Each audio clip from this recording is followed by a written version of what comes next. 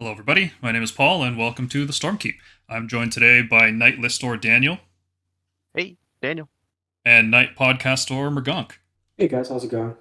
Today, we are going to be talking about drops and battalions. I feel like this is a topic that is very confusing for new players. They don't seem to understand what drops even are. It's kind of a nebulous term that's not defined in the rules anywhere. It's a community-created term, and the battalion system is pretty confusing in third edition. Honestly, when you're looking at how to construct a list, it's not obvious which battalions you should use, why you should use them, if every unit needs to go in them. So this is meant to be like a general knowledge video. Before we dive into the topic of the day, I want to give a shout out to our podcast sponsor, Kaiju Gaming Lounge. Hey, so our podcast is sponsored by Kaiju Gaming Lounge, which is based out of Orlando, Florida. It's run by one of a great friend of the channel. His name is Carl Rohr. You might have seen on our Slaves to Darkness review. Great guy who, honestly, he builds communities. Like his store is great and all, but the guy is just amazing. Like that, you can buy a GW product from anywhere, but buying from Kaiju helps support a really great guy who, like I said, just builds communities, has really brought up our Florida scene. Um, and on top of that, he sponsors us, which is great. If you use code Stormkeep, you'll get 15% off of your order. And if you are an international order or international person from outside the U.S., do try to get with him on Discord to help work out that ordering. But he can do so because what you really want is our Stormcast merch, right? We got our measuring sticks. We do have a custom it's a 7-inch and a 9-inch stick, right? So you can see it in the picture there. We got annihilators at that 7-inch, away from that good old bloodthirster painted by awesome guy Noel as well. And they're available on kaijugaminglounge.com as well as our Stormkeep dice, which are also pictured. Getting that 10-inch charge, about to roll 10 more of them and maybe delete them. So great guys at Kaiju. Please support them. It does support us, and they're great people to support. Yeah, those 7-inch markers, those are going to be handy for dropping units in against Khorne, huh? With their special new rules about staying within 8 inches of an enemy unit to disable their ward, that should be pretty handy. Mm-hmm. All right, let's dive into today's main topic. What are drops?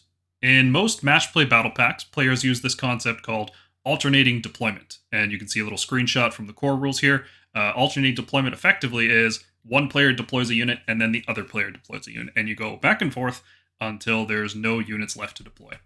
And a drop is a community term used for a single deployment. So if your list has 8 units that you need to deploy, you have 8 drops. Pretty simple.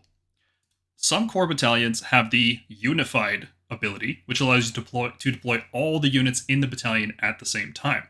The most common one of these is the battle regiment, which is available to all armies. But some armies, like Stormcast, have their own core battalions that have the unified rule.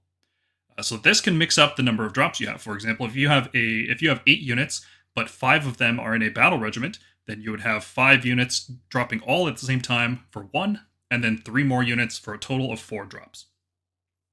And then there's this ability here that is common in most generals' handbooks, battle packs, called Stealing the Initiative. Instead of rolling off in the first round, the player who finished deploying their army first gets to control who goes first in the first round. So you can choose, I want to go first, or my opponent can go first. And that's a very, very powerful ability. I'm sure you guys can speak to your experience using it to go first and to go second and fish for a double turn. It's very, very powerful. Oh man, when you're controlling the tempo of the game, you are truly like it's something that affects the rest of the game. A lot of people are like, "Oh, it just affects turn one," but really, like the first 2 turns of the game are going to be what decides the game in most situations. Right. Hmm. And it's not just about going first, right? It's about going second sometimes. Like that's a really, really powerful thing to try because in Age of Sigmar we roll off in round 2 to see who goes first. So if you go first in the bottom of round 1, you could second in the bottom of round 1, you can potentially go first in round 2 and get a double turn, right? The dreaded double turn that so many people dislike. But you can actually control the tempo and try to use that as a win condition, right? And because when you get to really, really skilled opponents, they'll know that that's a winning condition, and they'll have to play more reserved. They can't overextend, right? The player going first will have to be like, well, if they get a double turn, the game's over. So I have to brace for that, and it creates a very interesting tension and decision making in that first round. What I really like its ability to do is it determines whether you are going to go for an overpowering turn or a trading turn. So one of the weaknesses of my Annihilator list, for instance, is that I have so many drops that if my opponent makes me go second, it is always in a you go, I go position, meaning whatever I drop will most certainly die to the counter strike because I'm always trading. I do something and I wait for them to do some counter reaction. Whereas if I was in a position where I outdrop them, I could be in a position where I drop my Annihilator second, and then maybe they live and get to do another round of damage, which would be really devastating. So you have to think about things like that. So in general, I would say you want fewer deployments, right? I think that's a rule of thumb. The fewer deployments, the better, because controlling the tempo is so important. The player with the fewer drops gets to determine who goes first. So fewer drops in general makes it more likely that you can steal the initiative and choose who goes first. Since the game is mostly decided in the first, 2 or 3 rounds of the game, because everything's so lethal and combats don't tend to stick around for 3 rounds. Going first can allow you to take an aggressive lead on the board and destroy key units, but then going second can put you in a position to get a double turn and just win the game almost instantly. So there's pros and cons to going first or second, but either way, having the choice is what matters. So lower drops is generally a good thing. So how do we fill a battle regiment? Well, let's take a look at the core battalions. So there's 3 core battalions. I know that there's 6 in the book or however many. There's really just 3. And arguably, there's just 2 because one of them is just a variation on the other one. So the main battalion in the game is called the Battle Regiment. It requires 1 to 3 leaders. Some of those can be 10 wound leaders. The rest of it have to be less wounds. 2 to 5 troops and 0 to 1 behemoth or artillery. And this all is 1 drop. So if you can fit your whole list in this specific format, you have a 1-drop list, which is the fewest number of drops possible, and it's very likely that you will be able to choose who gets to go first in round 1. The second battalion that is really worth noting is the Warlord Battalion. The reason this one's worth noting is because it doesn't have the 1-drop ability, but instead you get a bonus enhancement and a command point. So instead of going for that 1-drop, if you think, you know what, I can play second, and if I'm forced to go second, I can play first if I'm forced to go first. I'm okay not having the choice. I want more value. I'm going to get more spells on my wizards, or I'm going to learn more prayers on my priests, or I'm going to get another artifact, or another holy command if you're playing Stormcast. More value is what the Warlord Battalion offers. And that one requires somewhere between 3 to 6 leaders, so it could be, all 6 leaders, the maximum amount in your list, and then 1 to 2 troop units. There's no reason to fill more than the minimum requirements in this. There's no benefit. So it kind of seems weird that they would even have the option to put more units in this. I think this is a strange thing. I've never really been able to figure out why you can put more units in this battalion when there's no benefit for being in a battalion in general. The last battalion is kind of just a variant of the Warlord Battalion, the Command Entourage. It's a Warlord, but it just doesn't require a troop. So sometimes, especially in this season when we have so many battalions that utilize our troops, we don't have a spare troop unit to fulfill the minimum requirements of a Warlord. So in that case, you go with the Command Entourage. Battalions in Age of Sigmar are not necessary. You do not have to put your units into any battalions. If you have a unit outside a battalion, that's totally okay. I think in 40k, maybe you guys can correct me on this, but I think in 40k you have to be in a detachment, otherwise you lose command points or something like that. Is that right? It's not considered a battle ready. No, I think in 40k they changed it, so it has to be in detachments, but the more detachments you take, the less command points you have. It's the opposite. Okay, but units have to be in detachments in that game, right? Yes, correct. For match play, yes. Right. So in Age of Sigmar, that's not the case, and I think maybe when they were designing this, they thought that might be the case because that's there's no reason to put more units in a Warlord or Command Entourage because you can just not be in a battalion and there's no difference. So when you guys are building lists, do you tend to focus on the Battle Regiment or the Warlord or seasonal battalions, or what do you guys really like? These are the 2 main ones, right? Which one do you prefer? I mean, besides Battle Regiment, because it's going to be, just so core. Obviously Warlord, it's bonus enhancement and command point. You're almost never taking Command Entourage when you can take Warlord. Oh, It's totally. extremely specific situations. What I mean is, when you're building a list, do you typically go for the Battle Regiment route and try to have as few drops as possible, or do you go the Warlord route to get extra enhancements? I typically go to the Battle Regiment route, but that's because a lot of lists I play rely on tempo, as opposed to counter dropping. A lot of the lists I play they have an idea of what they want to do that relies on me controlling the flow of the game where I can. I think, yeah, I prefer reactive lists. I think those work with Warlord really well. So that's the route I go. But the mainly I don't even think of them as like reactive. The way I think of lists is does your list need a unit that needs to be buffed so you can sort of push up that unit, be ready for a double with screens or what have you, and have that unit sort of be survivable and like sort of base your plan around a couple of units. And if that's the answer, then you probably go Battle Regiment. If your units are largely independent and you're okay with trading with your opponent constantly, just reacting to what they do, I think you go Warlord for the extra enhancement because why not? They're gonna make you go first anyway, so you're in a lot of the matches like with my Raptors, and I know I'm gonna be going first, so because my opponent's gonna make me do that. So that's a I guess a nice notion to have when building your list in a Warlord or Command Entourage. Yeah, when people see Stormcast shooting, they tend to think, oh, there's no way I'm going to let them get a double turn. I can't let that happen. Mm-hmm. So they have to go first. Yep. Yep. But there are some matchups, though, like when you're playing against Lumineth right now, they want to take that first turn and they want to cast all their defensive spells. Mm-hmm. So there's no cut and dry answer.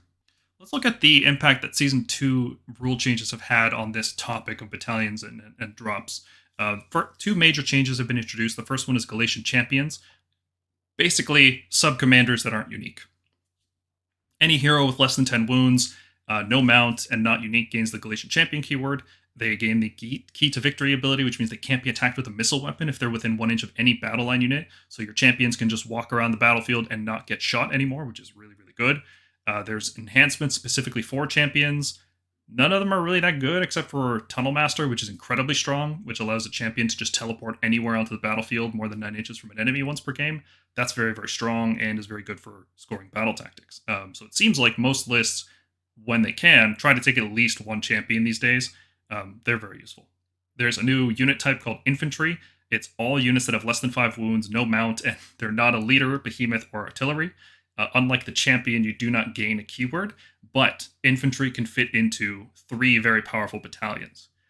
There's some other changes here you can see on this slide. We're not really going to focus on these too much, aside from the heroic actions, but we'll talk about them when we get into the champion-specific battalion. So let's look at the new battalions in Season 2, starting with what I think is the most impactful one overall, because it opens up a lot of units to be viable.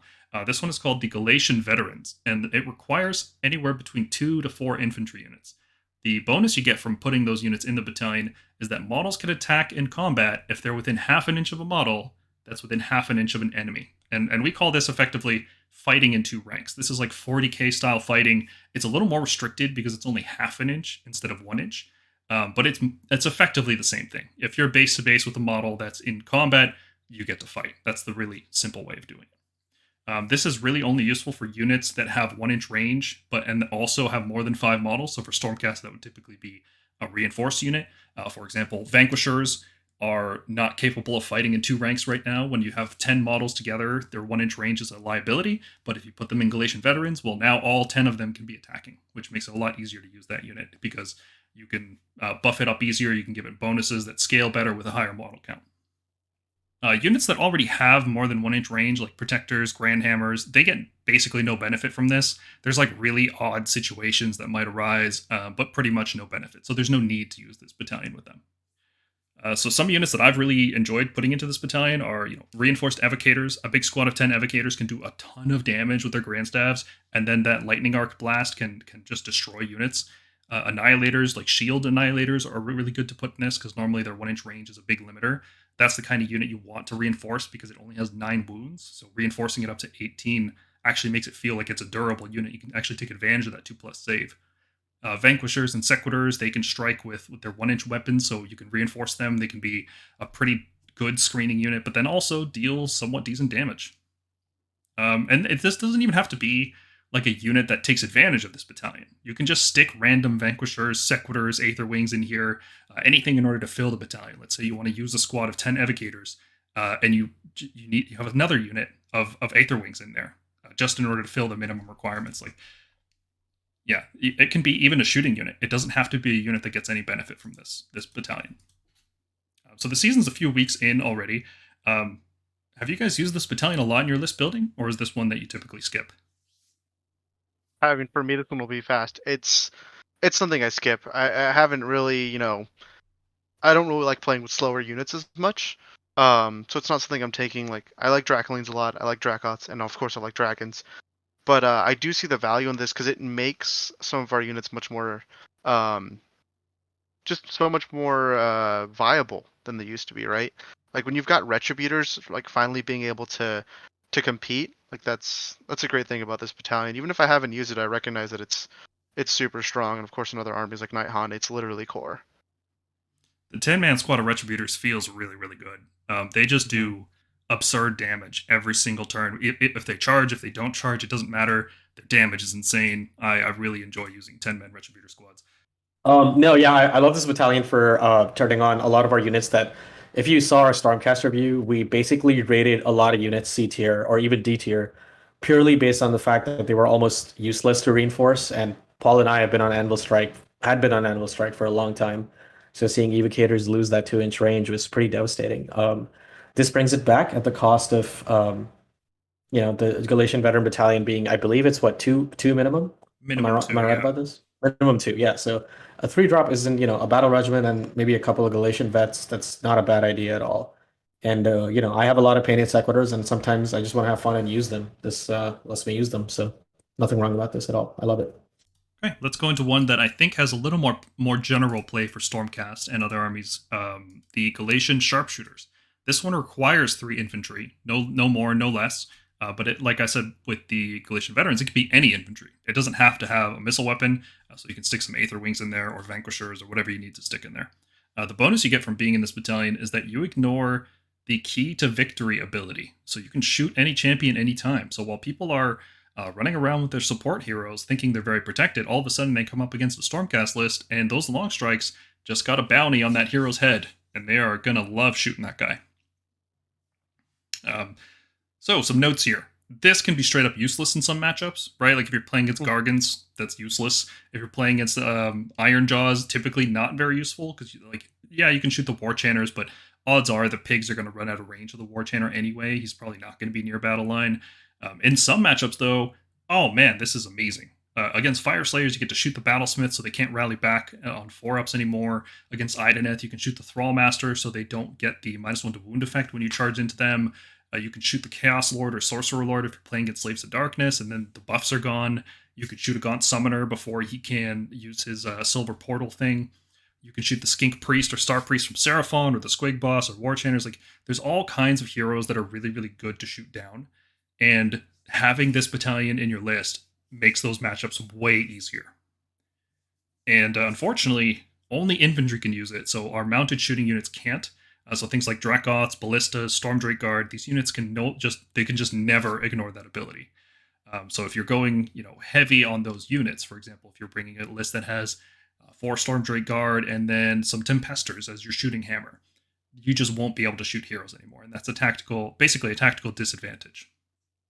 You will still need to account for Lookout Sir, which is -1 hit, and other effects that block missile weapons. So, for example, if you're playing against Ideneth or Cruel Boys, this ability doesn't let you just ignore those other rules. It specifically lets you ignore the Key to Victory ability.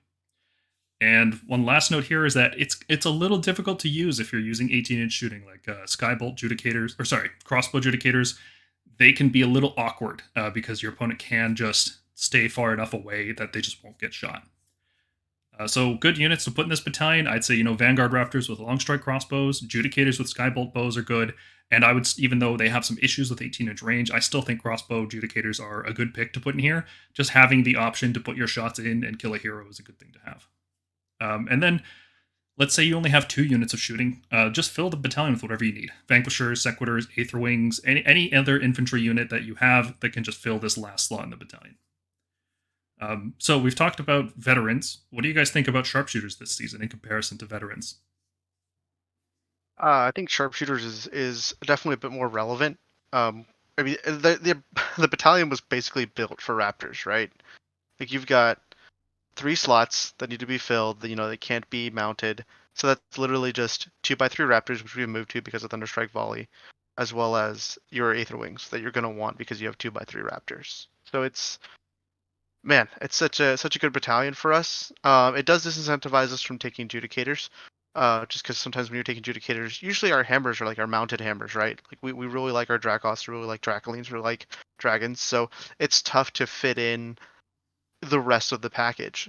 But at the same time, crossbows aren't necessarily the most viable when it comes to shooting heroes. So I think the Raptors just kind of fit in that niche really well. Yeah, I've been finding myself filling this battalion with 10 Judicators, 3 Long Strikes, and some Aether Wings. And I find that it's a little more expensive than most of our shooting cores. Like, we typically spend around 500, 600 points on shooting, and that's a bit more than that. But I've been finding that to be a very useful amount of shooting. Because the crossbows murder most things, and Long Strikes can sit around sniping heroes all day. Yeah.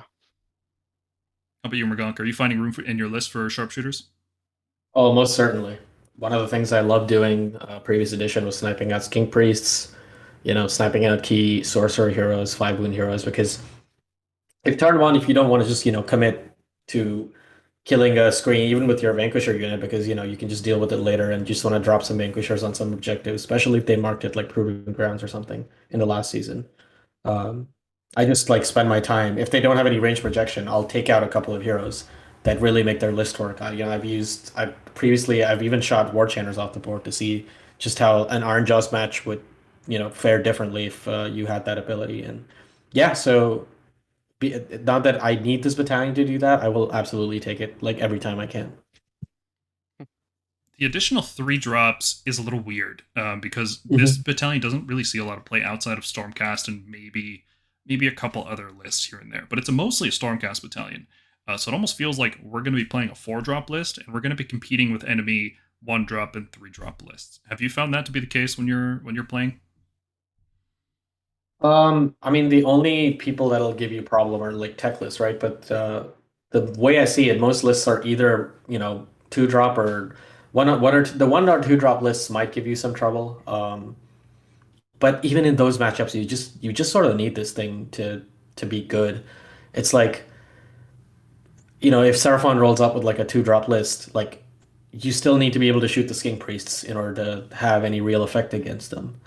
If OBR shows up to a match, you need to shoot out the Leech Cavalos and the Soul Mason. Otherwise, they'll be stupid efficient all the time and they'll have all their RDP. So it's one of those things. So even though it increases the drops, it's worth taking. Mhm. We discussed this earlier, but it increases your drops, but you'll be going first, so just plan accordingly. Yeah, having a long strike unit within 30 inches of something valuable, especially if you have more drops, you can counter deploy, which is something we'll talk about a little bit later in the video. The last new battalion is the Galletian Command. So this requires a champion unit and 1 infantry unit, no more, no less. The infantry unit becomes a sworn bodyguard, and this, again, could be any infantry unit. It doesn't even have to have good melee attacks. You could make a unit of 6 long strikes your sworn bodyguard. The name is kind of a misnomer because you don't actually bodyguard for the hero. What happens when you get in this battalion is there's a new heroic action for the season that allows a hero to fight in the hero phase. And I'm actually seeing a lot of use for this. Even when it's, the top of the round, my hero's stuck in combat, instead of trying to generate a command point, I'll try to just fight with my hero. Because the Stormcast heroes will do like 8 to 10 damage in the hero phase, like max damage. And that can sometimes, finish stuff off before it has a chance to rally or something. So it's not a bad thing. If you're going second in the round and you use that and you use that heroic action in your turn, after that you can use another heroic action and you can fight with a sworn bodyguard unit immediately. So effectively, this allows you to fight with a champion and a hammer unit of 5 retributors, or it could be 10 evocators. You can't have veterans and command at the same time, unfortunately. But effectively, this allows the champion and that unit to fight at the same time, which is very, very powerful. Hero phase fighting is very good in this game. It allows you to fight before you move, so you can free yourself from bad combats. You can charge into other scenarios. You can reposition onto objectives. You can just hit things before they have a chance to react. It's a very useful effect. So, some notes here.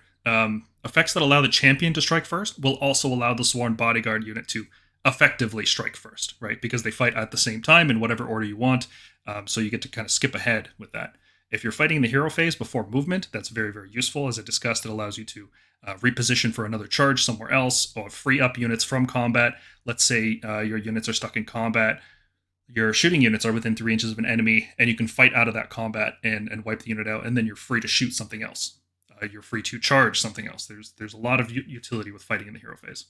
This stacks with retinue type abilities, like for example, the Chaos Lord on foot has an ability to fight at the same time as a unit of chosen or warriors, and this allows him to fight with another unit. So you could, for example, in a Slaves to Darkness list, fight with a Chaos Lord, and then fight with 10 chosen, and then fight with 10 more chosen, because you put them in this battalion, which is just stupid. There is a battle tactic called a Matter of Honor that requires destroying a champion or bodyguard with your champion or bodyguard.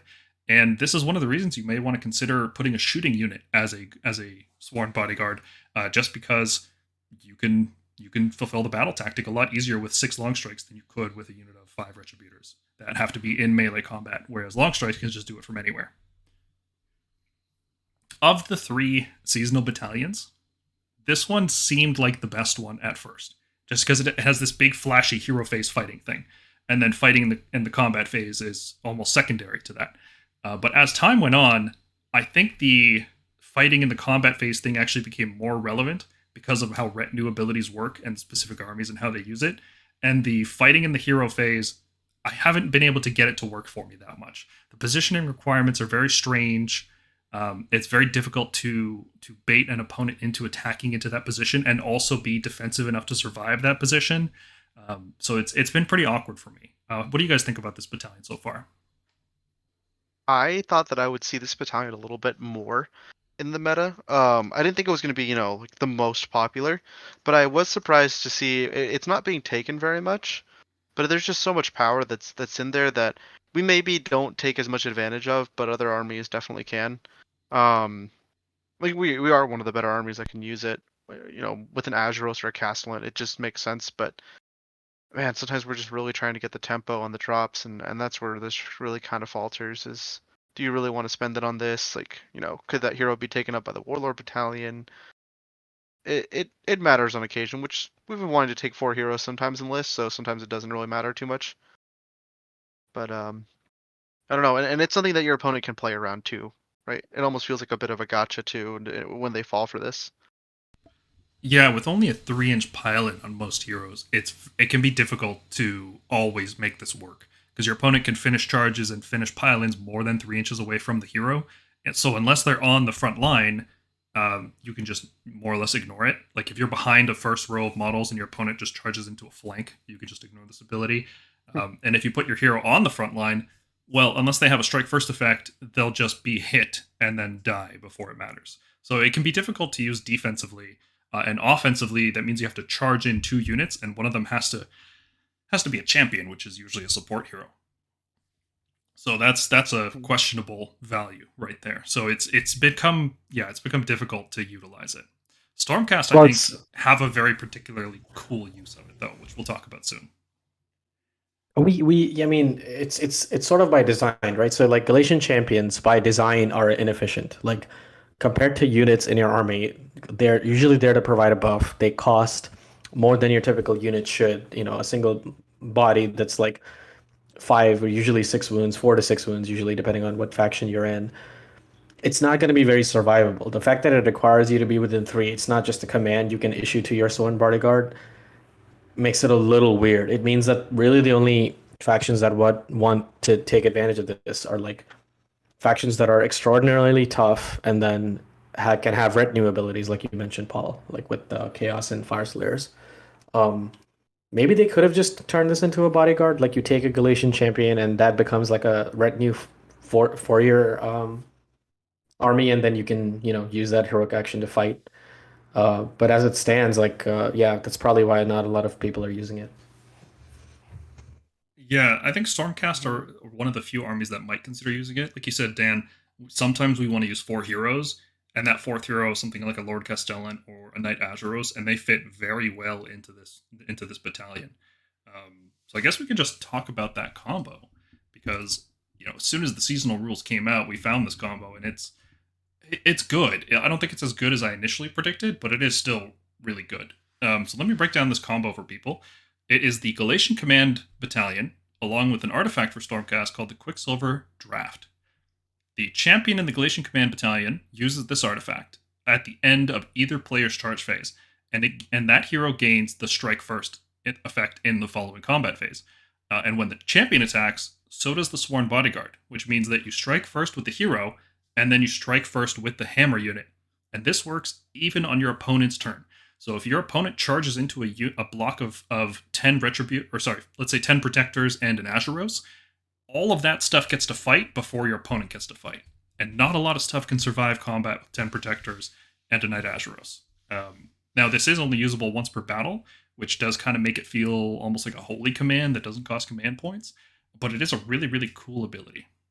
There's some notes here because it's not as easy to use as it seems. So first off, the champion has to be within 3 inches to fight, and the bodyguard has to be wholly within 6 of the champion. So like I said before, if your enemy just finishes the charge more than 3 inches from the champion with the artifact, you just can't use this at all, because you can't pick your hero to fight. So even if you use the Quicksilver Draught in the charge phase, your opportunity to fight will happen, and then you won't be able to fight at all later, which is a bummer. And remember that you can only pile in 3 inches with the Sworn Bodyguard unit, which means if you have 1-inch range weapons, and you have like a unit of 10, let's say, Retributors, most of them aren't going to be able to get in. You can't be a veteran and a bodyguard at the same time. You have to pick one or the other. For most units, I would say being a bodyguard is better, being a veteran is better. For evocators, retributors, these units with 1-inch weapons, being a veteran and being able to fight in 2 ranks just seems to be a better way to go. But this combo is really cool because you can use it both offensively and defensively. So here's a little schematic I whipped up. When you're looking at it defensively, what you want to do is, let's say we're going to use a Knight Azuros because it's got a big base, it's 50 millimeters, so it gives you an extra little bit of reach. You can see in the diagram that there's a 2.5-inch circle and then a 3-inch circle. The 3-inch circle is your combat activation range, right? That's when, if there's an enemy within that radius, you can pick the Azuros to fight. The Azuros doesn't have to do any damage. As long as he fights, then the other unit gets to fight as well. And if your opponent is within 3, that's great. But they have to finish a charge within half an inch, right? So if let's say you put your units all the way at the 3-inch line, your opponent wouldn't be within 3 inches to fight the Azuros, right? So you have to make sure all of your units are closely huddled in 2.5 inches away from the Azuros. So what you want to do if you're playing defensively is let's say you can even drop your units in from Scions, but you want to position your hero and your infantry such that if a unit wants to charge the infantry unit, so finishing within half an inch, they will end up within 3 inches of the hero, and then you can activate the Quicksilver Draught and fight with both units immediately on their turn, which is very good. So some things that I've done with this are to find a choke point in terrain where I know my opponent will be coming through, just based on how the charge lanes look. I will drop in a hero with the Quicksilver Draught, and I'll drop in the Galletian Command Battalion. And if they try to fight into you, well, you get to fight first, which is great. You'll probably destroy them because, even something like 5 Retributors will do a tremendous amount of damage. If they don't fight you, well, they've just wasted a turn of movement effectively trying to get around you. So either way, it seems like a win. Have you tried using this thing defensively? I'll be honest, I haven't. Honestly, this I don't know about this. No, I haven't. It's just really funny. I would like to try it though. It's a lot easier with 5 models than it is with 10. I've demonstrated it here with 10 just to show that it's possible, but it is way, way easier with just 5 models. Offensively, you can also use it to charge in with the champion and a bodyguard and another hammer unit, right? Then the champion activates the Quicksilver Draught, the bodyguard fights, and then it's your turn to pick a unit because it's your turn. You pick your other hammer unit and you fight in normal priority. So something you can do with this is charge in with an Azuros. He fights first with Quicksilver Draught. He activates the Galletian Command for his Sworn Bodyguard, which could be something like 10 Protectors or 5 Retributors. They can fight immediately. And then it's your turn, and you can pick a unit of, let's say, 2 Fulminators or 3 Dracolines or even 5 Vanquishers get to fight. Being able to fight before your opponent can hit you back is a very useful thing when you're fighting offensively. That's one of the main weaknesses of Stormcast, in fact, is that we typically don't fight with multiple units at a time. We always get hit back before we have a chance to fight with a second unit. So the way we prefer fighting is to either hit really weak fighting stuff, like charging in on flanks against weaker chaff units holding objectives, or we buff up our units with crazy high defenses. And if you're using this Quicksilver Draught combo, you kind of don't have to do either of those things anymore. You can fight in a different way. So that's pretty cool. Some good units we've found for Stormcast to utilize this battalion and this combo are the Knight Azeros and the Lord Castellan. Their larger base sizes allow more models to fit wholly within range. So when you use those heroes in particular, you can use reinforced units, for example, 10 Evocators.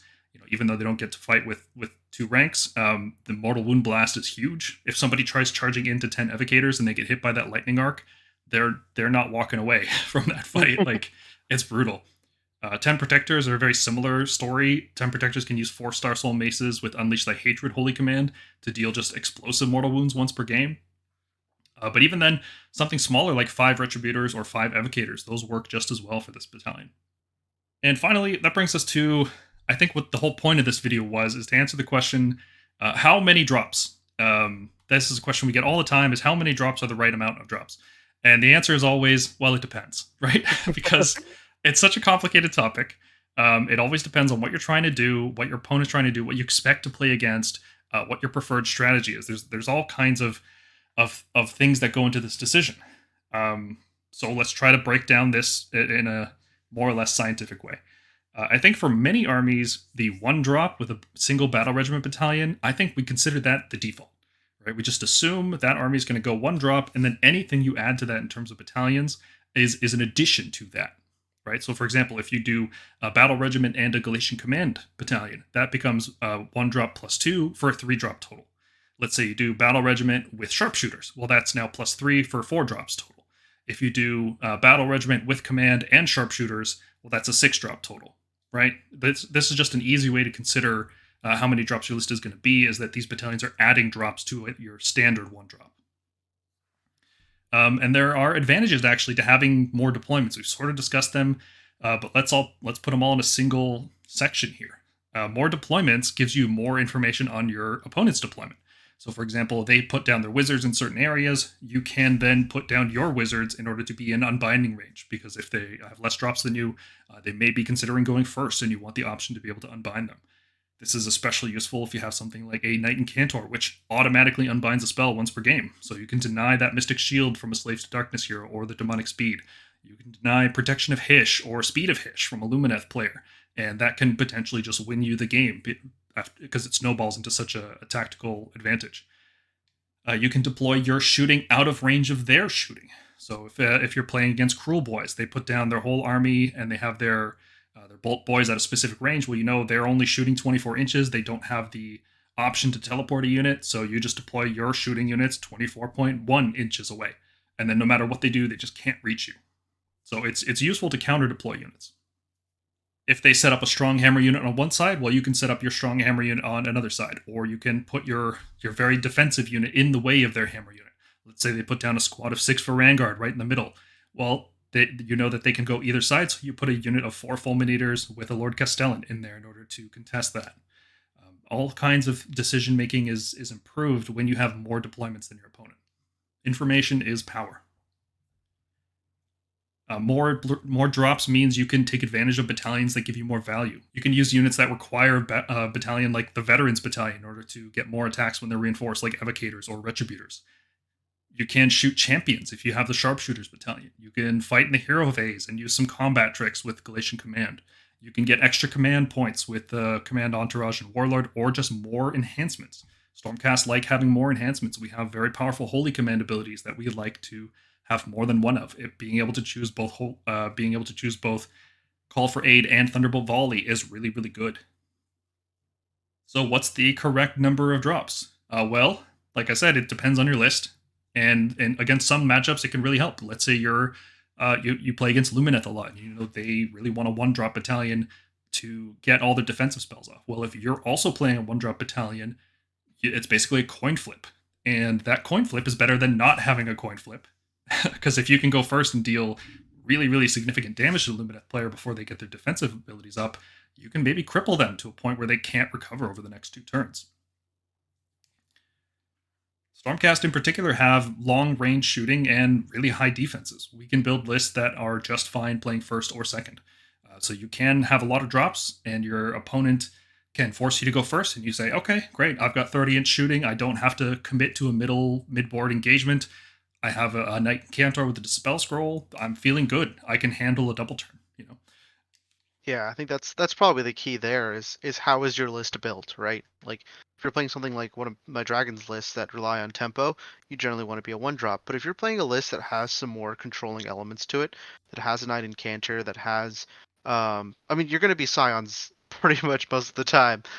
So even crossbows are effectively long range shooting in the first turn, right? Because you can drop down where you need to be if you've got the speed to keep up and protect them afterwards. So, even when you are building your list, you're like, oh, I'm going to build a one drop. You do still need to build your list because to know that, hey, it's still going to be a 50-50 into a lot of these matchups. So having something like an Incanter and all of that is still important to keep in mind. And if you're already keeping that in mind, maybe you consider some of the other value that can come to the army. So it does depend, on some seasons we want certain battalions, right? Remember back in first 3.0, right? We the Nihilana list really wanted the what was it again? Ignoring monster actions. Gosh, I've already forgotten because Hunters of the it's been so Heartlands. long. Hunters of the So the Heartland. Thank Heartland, you. yes.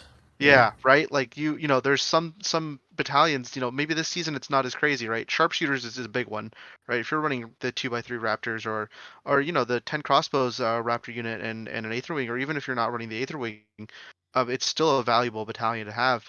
So really consider it with your list, right? Like, have I built for going second anyway, or being made to go first, right? Being made, I guess, drop second. Have I built for that anyway? And since I've already built for it, am I okay with that in general? So, try to open up your list building avenues for sure. So, Ergonk, how many drops do you think is the right number of drops for yourself? Well, typically lately I've been only going either 3 or 4. Um, I don't ever want to be a one drop. I just don't care about it enough. Um, I think in Stormcast, unless I'm playing like a Stormdrake Guard list, there's some instances I think one drop would be really nice to have. Like if I was running Draught Blizzard, I could see 4 Fulminators that want a lot of buffs. Actually, 4 Fulminators might be fine against shooting. They'll probably make you go first. So those you can afford to be 3-4 drop. But I think really what we want is Bat Reg plus Galletian Sharpshooters, which puts us to a 4. Um, I could see some armies going just Galletian Veteran Bat Reg um, for 3. So I think that's where I'm landing right now. So even with my Annihilator lists, I used to go for the extra enhancement, but I think I'd much rather have the ability to decide priority. But unfortunately, really need sharpshooters there, so it has to be a 4 drop. Mhm. Mhm. Personally, I like going for as much value as possible. I feel comfortable playing top of round one or bottom of round one. I feel fine going first and then bracing for a double turn. And I think part of that is just from experience, right? I played so many matches that I feel comfortable with that. For newer players, I would suggest going for fewer drops because counter deployment is only as useful as your knowledge of the opponent's army, right? Like if you don't know the threat ranges on stuff, it doesn't matter where you deploy, basically. Mhm. So I personally I just like having more and more information. It lets me have the best decisions, and then the extra value is really just icing on the cake, like an extra holy command or an arcane tome on top of a Quicksilver draft. All these things just add up to little advantages that I can utilize throughout the game. How about yourself, Dan? How many drops for you? For me, I do play a lot of Dragon lists. I do like my one drop because of that. Just because it's not really a matter of like I need to get the first turn, but I just get so much control that the upside, right, on the corn flip, right, 50% of the time on that, or when I do beat out, other multi-drop lists, the upside is just so much that it works out, right? And dragons can take a hit if you go second and they've got long range spells. you know, I'm ignoring that on a 4 up. I'm planning on dropping my crossbows anyway. I'm planning on dropping Gardas anyway. Like there's all these things that I can do. So, and even being made to go first, generally I just put up my buffs, move up where I'm going to be anyway, and present my unanswerable question. So it's definitely just a matter of list composition. For me, it's that. Otherwise, if I'm playing something like a Dracoth list, I'm gonna be okay with having that sharpshooters just because Raptors work so well with Dracoth. It combos so well that I feel it's worth it. And especially now we're definitely taking more buffs. We're taking like Castellant, for example. And the Knight Incanter has really gone up in value. So, you know, I'm okay with going first in those cases and being able to unbind things, or going second if I need to interrupt an enemy cast that I need not to happen, right? Just because dragons can ignore spells on a 4-up that are offensive, you still want to unbind that 5-up Lumineth ward where you can. Oh yeah, or a Mystic Shield even, right? Like that's one of the deadliest buffs in the game right now is Mystic Shield. Honestly. Yeah. All right, well let's take a look at some example lists from our previous video, which was list building, and kind of run through the thought process of why we ended up with the number of drops we ended up with in each one.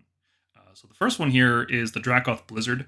This list uses Fulminators and Crossbow Judicators. Both of these are like my favorite units because they do the most damage, and damage is utility, right? It's not just like it's not like you're playing World of Warcraft and you're trying to top the damage meter, right? It's like in this game, damage is utility. Doing more damage is a useful thing to have.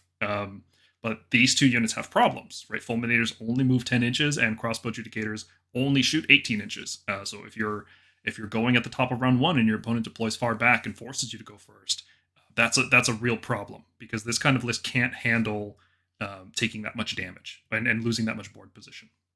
So to help with that weakness, when you combine these two units together with a battle regiment, you will outdrop your opponents many, many times and then force them to go first, force them out of their initial castle, let's say, setup, and then into the midfield where you can then charge in on them with your fulminators or at least shoot them with your long strikes, with your crossbow judicators. And then to help, round this list out, because if you're going, let's say you want to go first, right? Enemy double turns are nasty, so a Frostheart Phoenix in here just makes a lot of sense, giving enemies -1 to wound, stacking that with your Lord Castellan getting +1 save on the fulminators. All of a sudden, your melee hammer is a very, very tough melee hammer. The Battle Mage of Hish here, it helps with that as well, -1 hit, and the Lord Relictor and Divine Light having 18-inch range just fits into this same kind of threat range package that you're dealing with here. So this list, deceptively, it's sneaky, but it all fits together into the same kind of threat range. And the Battle Regiment, I think, is what makes it viable, because if you couldn't force your opponent to go first, then this would have a real problem with threat ranges. Another example would be the It's Hammer Time list. This list is centered around buffing 10 Retributors and then unleashing them in the midfield with both offensive and defensive buffs. Since we're using 10 Retributors, we need the Veterans Battalion because it allows them to fight in 2 ranks, which means we're not going for 1-drop here. We're not going to have just a single battle regiment. And since 1-drop is no longer an option, then let's go with maximum value, right? Let's bring in a Warlord Battalion to get another Holy Command. Let's bring in Sharpshooters so that our shooting units can pick off heroes as they need to. This is just a consequence of having to pick Retributors. It's very difficult to use Retributors as your primary hammer if you don't have the Veterans Battalion. And once you have the Veterans Battalion, well, the difference between 4 drops and 10 drops is not that big a deal, especially when you have some long strikes in there to help supplement that. This list, with more playtesting, it may end up swapping one of these heroes out for a Knight Incantor. That's totally an option to help deal with double turns and all the powerful magic we're seeing right now. But yeah, you can see how the number of drops were determined here by simply, well, we want to use Retributors, therefore we have at least 4 drops, therefore we might as well just go up to 10. And the last example I want to use here is the Glaive Rush list. So this list is centered around buffing 10 Protectors and using Translocation and Wild Form like the Hammer Time list. However, unlike the Hammer Time list, Protectors already have 3-inch range, so they don't need the Veterans Battalion. So this list can keep it tighter. It can go, you could just do a Battle Regiment here. It gets a little bit squirrely because you want to use all 4 of these heroes, right? You want the Translocation, you want the Guardist to have the 5-up board, you want the Battle Mage for Wild Form, and you want a Lord Castellan so that you can give them +1 save to be as durable as possible. Since you end up with 4 heroes, well, that's a perfect number for a Galletian Command and a Battle Regiment.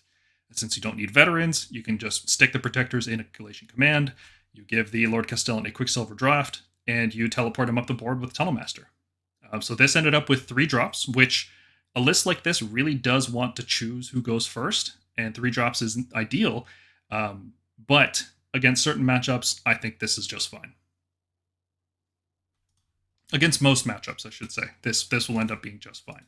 Losing priority to very specific 1-drop lists should be okay for this matchup, because Lumineth are not going to kill those Protectors. They just don't have the damage output for it.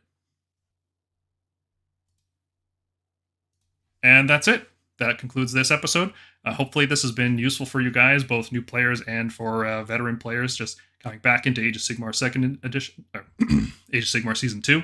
I want to give a shout out to you guys for watching. Thank you very much. And also want to give a shout out to our Patreon supporters. Thank you very much for continuing to finance our wacky antics here on the podcast. If you think we missed anything or our analysis is lacking in some way, then please leave a comment below the video. We don't want to be right about everything. We want to know where we are wrong because we just want a good conversation. We want to keep that conversation rolling.